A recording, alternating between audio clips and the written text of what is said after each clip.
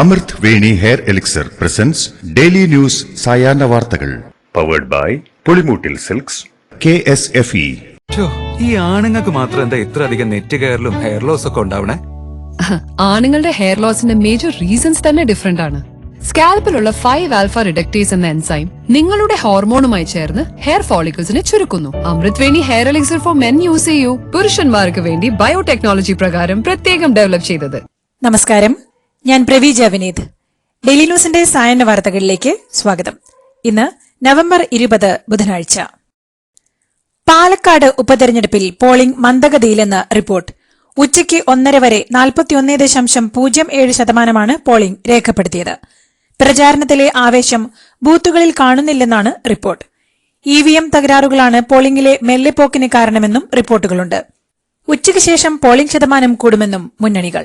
ഇരട്ട വോട്ട് വിഷയം CPM നേരത്തെ ഉയർത്തിയെങ്കിലും ബൂത്തുകളിൽ തർക്കങ്ങൾ ഇല്ലാതെ സമാധാനപരമായാണ് പോളിംഗ് മുന്നോട്ടു പോകുന്നത്. CPM നേതാക്കളായ കേന്ദ്ര കമ്മിറ്റി അംഗം AK ബാലൻ, NN Krishnadas, Congress MP Shafi Parambil, NDA സ്ഥാനാർത്ഥി C കൃഷ്ണകുമാർ എന്നിവർ രാവിലെ ബൂത്തുകളിലെത്തി വോട്ട് ചെയ്തു. പാലക്കാട് നല്ല ഭൂരിപക്ഷത്തിൽ രാഹുൽ ജയിക്കുമെന്നും പാലക്കാടിന്റെ മണ്ണും മനസ്സും രാഹുൽ മാങ്കൂട്ടത്തിലിനോടൊപ്പമെന്നും ഷാഫി പറമ്പിൽ MP. പത്രപരസ്യം ഉൾപ്പെടെ എല്ലാ വിവാദങ്ങളും LDFന് തിരിച്ചടിയായെന്നും LDFന് നല്ലത് ബൂമറാങ് ചിഹ്നമായിരുന്നുവെന്നും ഷാഫി കൂട്ടിച്ചേർത്തു. മണ്ഡലത്തിലെ 3 പഞ്ചായത്തിലും നഗരസഭയിലും ലീഡ് നേടി ജയിക്കുമെന്ന് പാലക്കാട്ടെ UDF സ്ഥാനാർത്ഥി രാഹുൽ മാങ്കൂട്ടത്തിൽ പ്രതികരിച്ചു. തെരഞ്ഞെടുപ്പിൽ ചർച്ച ചെയ്യപ്പെടേണ്ട വിഷയങ്ങളല്ല ചർച്ചയായതെന്ന കാര്യത്തിൽ പരിഭവമുണ്ടെന്നും രാഹുൽ മാങ്കൂട്ടത്തിൽ പറഞ്ഞു. മുൻമന്ത്രിയും MLAയുമായ ആന്റണി രാജുവിന്റെ തൊണ്ടിമുതൽ കേസിൽ തുടർ നടപടിയാകാമെന്ന് സുപ്രീംകോടതി ഉത്തരവിട്ടു.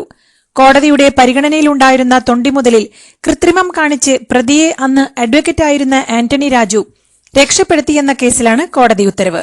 പ്രതി വിചാരണ നേരിടണമെന്നും 1 വർഷത്തിനുള്ളിൽ വിചാരണ പൂർത്തിയാക്കണമെന്നും കോടതി നിർദ്ദേശം നൽകി. തൊണ്ടിമുതൽ കേസുമായി ബന്ധപ്പെട്ട് വിചാരണ നേരിടാൻ പറഞ്ഞാൽ നേരിടുമെന്നും അതിലൊന്നും പ്രശ്നമില്ലെന്നും മുൻമന്ത്രിയും MLAയുമായ ആന്റണി രാജു. താൻ ഇവിടെ തന്നെയുണ്ടെന്നും അപ്പീൽ ഉൾപ്പെടെയുള്ള കാര്യങ്ങളിൽ വിധി പകർപ്പ് ലഭിച്ച ശേഷം തുടർകാര്യങ്ങൾ തീരുമാനിക്കുമെന്നും ആന്റണി രാജു പറഞ്ഞു. സമസ്ത അധ്യക്ഷൻ ജിഫ്രി മുത്തുക്കോയ തങ്ങളുടെ മലപ്പുറം കിഴിശ്ശേരിയിലെ വീട്ടിലെത്തി കൂടിക്കാഴ്ച നടത്തി സന്ദീപ് വാര്യർ. ഇന്ത്യൻ ഭരണഘടനയുടെ കയ്യെഴുത്ത് പതിപ്പ് സന്ദീപ് വാര്യർ ജിഫ്രി തങ്ങൾക്ക് കൈമാറി.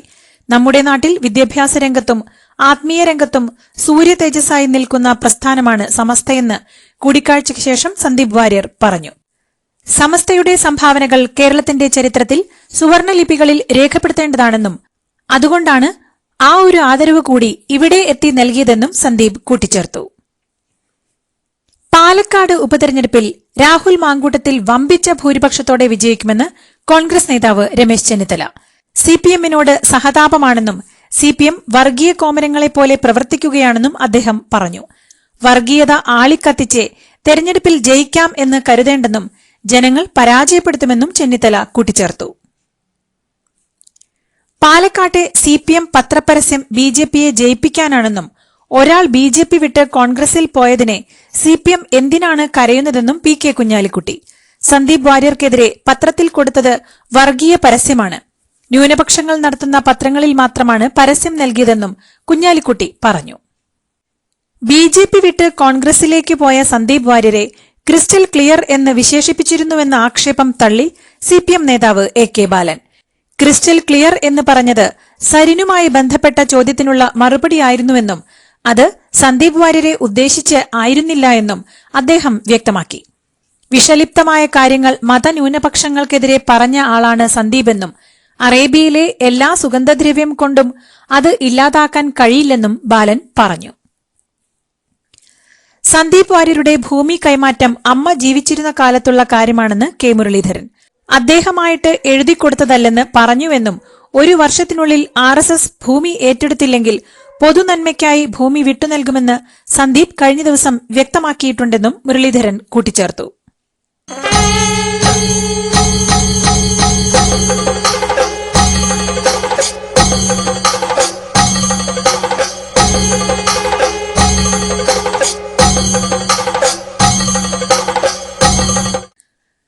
അരിയിൽ ഷുക്കൂർ വധക്കേസ് കൊച്ചി സിബിഐ കോടതി അടുത്ത മാസം 9-ാം തീയതി വീണ്ടും പരിഗണിക്കും. ഇന്ന് വിചാരണ തുടങ്ങുമെന്ന് നേരത്തെ അറിയിച്ചിരുന്നുവെങ്കിലും നടപടിക്രമങ്ങൾ പൂർത്തിയാകാത്തതിനാൽ നീട്ടിവെക്കുകയായിരുന്നു. സിപിഎം നേതാക്കളായ ടി വി രാജേഷും പി ജയരാജനുമുൾപ്പെടെ 31 പേരാണ് കേസിലെ പ്രതികൾ. ഡ്രൈവിംഗ് ടെസ്റ്റ് പാസ്സായാൽ അന്ന് തന്നെ ഡിജിറ്റൽ ലൈസൻസ് ഡൌൺലോഡ് ചെയ്യാമെന്ന് മന്ത്രി K B Ganesh Kumar. Police ആയാലും MVD ആയാലും ചോദിച്ചാൽ ഫോണിലെ ഡിജിറ്റൽ ലൈസൻസ് കാണിച്ചു കൊടുത്താൽ മതിയെന്നും പ്രിന്റഡ് ലൈസൻസിനായി നിർബന്ധിക്കരുതെന്ന് ഇന്ത്യയുടെ മോട്ടോർ വെഹിക്കിൾ ആക്ടിൽ പറഞ്ഞിട്ടുണ്ടെന്നും മന്ത്രി വ്യക്തമാക്കി.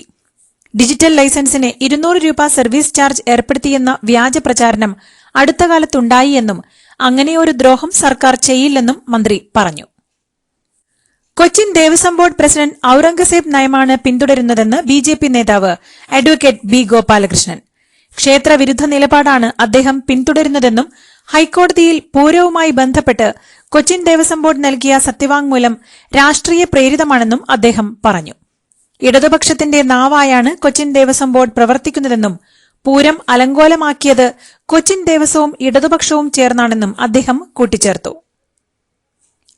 തൃശൂർ കോർപ്പറേഷൻ ആരോഗ്യവിഭാഗം നടത്തിയ പരിശോധനയിൽ 5 ഹോട്ടലുകളിൽ നിന്നായി പഴകിയ ഭക്ഷണം പിടികൂടി. ആരോഗ്യവിഭാഗം ഉദ്യോഗസ്ഥർ 4 സ്ക്വാഡുകളായി തിരിഞ്ഞ് 34 ഹോട്ടലുകളിലാണ് പരിശോധന നടത്തിയത്. 21 ഹോട്ടലുകൾക്ക് ന്യൂനതകൾ പരിഹരിക്കാൻ നോട്ടീസ് നൽകി. 5 ഹോട്ടലുകൾക്ക് പിഴ അടപ്പിച്ചു. സജീവ രാഷ്ട്രീയത്തിൽ ഇനിയുണ്ടാകില്ലെന്ന് മുൻ MLA ഐഷ പോറ്റി. ആരോഗ്യ പ്രശ്നങ്ങൾ കാരണമാണ് ഒഴിവാകുന്നതെന്നും ഓടി നടക്കാൻ പറ്റുന്നവർ പാർട്ടിയിലേക്ക് വരട്ടെയെന്നും ഒന്നും ചെയ്യാൻ കഴിയാതെ കടിച്ചു തൂങ്ങുന്നത് ശരിയല്ലെന്നും ഐഷ പോറ്റി വ്യക്തമാക്കി. 3 തവണ കൊട്ടാരക്കര മണ്ഡലത്തെ പ്രതിനിധീകരിച്ച MLA ആണ് ഐഷ പോറ്റി. 2018-ൽ സിനിമയിൽ അഭിനയിക്കുന്നതിനായി 30 ലക്ഷം രൂപ തമിഴ്നാട് ഉപമുഖ്യമന്ത്രിയും സിനിമാ താരവുമായ ഉദയനിധി സ്റ്റാലിന് നൽകിയെന്നും കോവിഡിന് ശേഷം MLA ആയതോടെ താരം ഒഴിഞ്ഞുമാറിയെന്ന പരാതിയുമായി സിനിമാ നിർമ്മാതാവ് ആർ ശരവണൻ. എന്നാൽ 25 കോടി രൂപ നഷ്ടപരിഹാരം ആവശ്യപ്പെട്ടുള്ള ഹർജി മദ്രാസ് ഹൈക്കോടതി തള്ളി. മന്ത്രിയായ ശേഷം ഉദയനിധി അഭിനയം മതിയാക്കിയിരുന്നു. 68 പേർ മരിച്ച കള്ളക്കുറിച്ചി വിഷമദ്യ ദുരന്തത്തിൽ CBI അന്വേഷണത്തിന് ഉത്തരവിട്ട് മദ്രാസ് ഹൈക്കോടതി. സംഭവത്തിൽ തമിഴ്നാട് സർക്കാരിനെയും പോലീസിനെയും കോടതി വിമർശിച്ചു. വ്യാജമദ്യത്തിന്റെ ഒഴുക്ക് പോലീസ് അറിഞ്ഞില്ലെന്ന വാദം ഞെട്ടിക്കുന്നുവെന്നും കോടതി പരാമർശിച്ചു. കള്ളക്കുറിച്ചിയിൽ പോലീസ് കണ്ണടച്ചെന്ന് വിമർശിച്ച കോടതി ദുരന്തം സമൂഹത്തിനുള്ള മുന്നറിയിപ്പ് കൂടിയാണെന്നും ചൂണ്ടിക്കാട്ടി. തിയേറ്ററുകളിൽ റിവ്യൂ വേണ്ടെന്ന് തമിഴ്നാട്ടിലെ സിനിമാ നിർമ്മാതാക്കൾ. ഇത് സംബന്ധിച്ച കത്ത് തമിഴ്നാട്ടിലെ തിയേറ്റർ ഉടമകൾക്ക് സിനിമാ നിർമ്മാതാക്കൾ കൈമാറി. സിനിമ റിലീസായ ഉടനെ റിവ്യൂ ബോംബിംഗ് നടത്തുന്നത് സിനിമയെ ബാധിക്കുന്നുണ്ടെന്നാണ് സിനിമാ നിർമ്മാതാക്കൾ വ്യക്തമാക്കുന്നത്. മോൾക്ക് ബർത്ത്ഡേ ഗിഫ്റ്റ് വാങ്ങണ്ടേ? ഷോപ്പിൽ കൊണ്ടുപോയി ഇഷ്ടമുള്ളത് വാങ്ങി കൊടുക്കാം. അപ്പൊ ഏട്ടൻ വരുന്നുണ്ടോ? ഗിഫ്റ്റ് കാർഡ് വരും. അതെ, ഓരോ ചിട്ടിയിലും ഒരാൾക്ക് 5000 രൂപയുടെ ഗിഫ്റ്റ് കാർഡ് സമ്മാനം. മെഗാ സമ്മാനമാണെങ്കിലോ പുതുപുത്തൻ ബെൻസ് കാറും. 2ാം സമ്മാനം ഇന്നോവ ക്രിസ്റ്റ, അതും 17 ഇത്തവണ സമ്മാനങ്ങളുടെ നക്ഷത്രത്തിലക്കവുമായി KSFE ഗാലക്സി ചിട്ടികൾ. ദില്ലിയിലെ പകുതി സർക്കാർ ജീവനക്കാർക്ക് വർക്ക് ഫ്രം ഹോം ഏർപ്പെടുത്തി. മലിനീകരണം കുറയ്ക്കുന്നതിനായാണ് അടിയന്തര നടപടി. ദില്ലി സർക്കാരിന് കീഴിലെ ഓഫീസുകളിലാണ് നിയന്ത്രണം കടുപ്പിച്ചത്.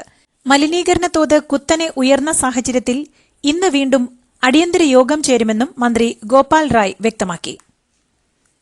കശ്മീരിനെ ദില്ലിയുമായി ബന്ധിപ്പിക്കുന്ന വന്ദേ ഭാരത് ട്രെയിൻ ഉടൻ യാഥാർത്ഥ്യമാകുമെന്ന് റെയിൽവേ സഹമന്ത്രി രവ്നീത് സിംഗ്. ഉധംപൂർ ശ്രീനഗർ ബാരാമുള്ള റെയിൽ ലിങ്കിൽ കശ്മീരിനെ ദില്ലിയുമായി ബന്ധിപ്പിക്കുന്ന വന്ദേ ഭാരത് ട്രെയിൻ പ്രധാനമന്ത്രി നരേന്ദ്രമോദി ജനുവരിയിൽ ഉദ്ഘാടനം ചെയ്യുമെന്ന് അദ്ദേഹം പറഞ്ഞു. ഇത് ടൂറിസം മേഖലയ്ക്കും കൂടുതൽ കരുത്തു പകരുമെന്നും രവ്നീത് സിംഗ് കൂട്ടിച്ചേർത്തു. ദക്ഷിണ അമേരിക്കൻ രാജ്യമായ ഗയാനയിൽ പ്രധാനമന്ത്രി നരേന്ദ്രമോദിക്ക് ഊഷ്മള സ്വീകരണം. 5 ദിവസത്തെ വിദേശ സന്ദർശനത്തിന്റെ ഭാഗമായാണ് മോദി ഗയാനയിൽ എത്തിയത്. 56 വർഷത്തിനിടെ ഇതാദ്യമായാണ് ഒരു ഇന്ത്യൻ പ്രധാനമന്ത്രി ഗയാനയിലെത്തുന്നത്. ഗയാനയുടെ പരമോന്നത ദേശീയ പുരസ്കാരമായ ദ ഓർഡർ ഓഫ് എക്സലൻസ്, ബാർബഡോസിന്റെ ഉന്നത ബഹുമതിയായ honorary order of freedom of Barbados എന്നിവ മോദിക്ക് സമ്മാനിക്കും. വോട്ടിന് കോഴ ആരോപണം നിഷേധിച്ച് BJP ദേശീയ സെക്രട്ടറി വിനോദ് ബാവഡെ. തനിക്കെതിരെയുള്ളത് വെറും ആരോപണം മാത്രമാണെന്നും തന്റെ കയ്യിൽ നിന്നും പണമൊന്നും പിടിച്ചെടുത്തിട്ടില്ലെന്നും അദ്ദേഹം പറഞ്ഞു. 5 കോടി രൂപ പിടിച്ചെടുത്തു എന്നാണ് രാഹുൽ ഗാന്ധിയും സുപ്രിയ സുലെയും പറയുന്നതെന്നും അങ്ങനെയെങ്കിൽ ആ പണം എവിടെയെന്ന് അവർ കാണിച്ചു തരണമെന്നും അദ്ദേഹം പറഞ്ഞു. ഗാസയിൽ അപൂർവ സന്ദർശനം നടത്തി ഇസ്രായേൽ പ്രധാനമന്ത്രി ബെഞ്ചമിൻ നെതന്യാഹു. യുദ്ധം അവസാനിക്കുന്നതോടെ ഹമാസ് ഇനി ഒരിക്കലും പലസ്തീൻ ഭരിക്കില്ലെന്ന് അദ്ദേഹം പറഞ്ഞു. ഇസ്രായേൽ സായുധ സേന ഹമാസിന്റെ സൈനിക ശേഷി പൂർണ്ണമായും നശിപ്പിച്ചെന്ന് പറഞ്ഞ നെതന്യാഹു ഹമാസിനെ ഉന്മൂലനം ചെയ്യുമെന്ന തന്റെ പ്രതിജ്ഞ ആവർത്തിക്കുകയും ചെയ്തു. ഇസ്രായേൽ ആക്രമണത്തിന് പിന്നാലെ ഗാസയിൽ പട്ടിണിയിലായ പലസ്തീനിക്കാർക്ക് ഭക്ഷണവുമായി എത്തിയ UN വാഹനങ്ങൾ കൊള്ളയടിച്ചതായി റിപ്പോർട്ട്. ഭക്ഷണമടക്കമുള്ള സഹായവുമായി എത്തിയ 109 UN ലോറികളാണ് ശനിയാഴ്ച ഗാസയിൽ തട്ടിയെടുത്തത്. പലസ്തീനിലെ അഭയാർത്ഥികൾക്കായി പ്രവർത്തിക്കുന്ന UN ഏജൻസിയായ United Nations relief and works ഏജൻസിയുടെ വാഹനവ്യൂഹമാണ് ആയുധങ്ങളുമായി എത്തിയവർ തട്ടിയെടുത്തത്. സൂപ്പർ താരം ലയണൽ മെസ്സി അടക്കം അർജന്റീന ടീം കേരളത്തിലേക്ക് വരുമെന്ന് സ്ഥിരീകരിച്ച് മന്ത്രി അബ്ദുറഹ്മാൻ. സ്പെയിനിൽ വെച്ച് അർജന്റീന ടീം മാനേജ്മെന്റുമായി ചർച്ച നടത്തിയെന്നും അടുത്ത വർഷം കേരളത്തിൽ വെച്ച് മത്സരം നടക്കുമെന്നും മത്സരത്തിനായി കൊച്ചിക്കാണ് പ്രഥമ പരിഗണന നൽകുന്നതെന്നും അദ്ദേഹം പറഞ്ഞു. എതിർ ടീം ആരെന്ന് പിന്നീട് പ്രഖ്യാപിക്കും. ഇതിനു മുന്നോടിയായി ഫിഫ ഉദ്യോഗസ്ഥർ കേരളത്തിൽ വരുമെന്നും മഞ്ചേരി സ്റ്റേഡിയത്തിൽ 20,000 കാണികളെ പറ്റൂ, അതുകൊണ്ടാണ് കൊച്ചി പരിഗണിക്കുന്നതെന്നും മന്ത്രി വിശദീകരിച്ചു. സ്പാനിഷ് ഇതിഹാസം റഫേൽ നദാൽ ടെന്നീസിൽ നിന്ന് വിരമിച്ചു. കരിയറിലെ അവസാന ടൂർണമെന്റായ ഡേവിസ് കപ്പിലെ അവസാന മത്സരത്തിൽ തോൽവിയോടെയാണ് പടിയിറക്കം. ക്വാർട്ടറിൽ നെതർലൻഡ്സിന്റെ ബോട്ടിക് വാൻഡി സാൻഷെൽഫിനോട് നേരിട്ടുള്ള സെറ്റുകൾക്ക് പരാജയപ്പെടുകയായിരുന്നു. 22 ഗ്രാൻഡ്സ്ലാം ഉൾപ്പെടെ 92 കിരീടങ്ങൾ നേടിയിട്ടുണ്ട് ഈ 38കാരൻ. 22 വർഷം നീണ്ട കരിയറിനാണ് ഇതോടെ അവസാനമാവുന്നത്. ഇതോടുകൂടി ഇന്നത്തെ ഡെയിലി ന്യൂസ് സായന്ന വാർത്തകൾ സമാപിക്കുന്നു. ഡെയിലി ന്യൂസിനു വേണ്ടി വാർത്തകൾ വായിച്ചത് Praveeja Vineeth. Daily news live .in വാർത്തകൾ വിരൽ തുമ്പിൽ.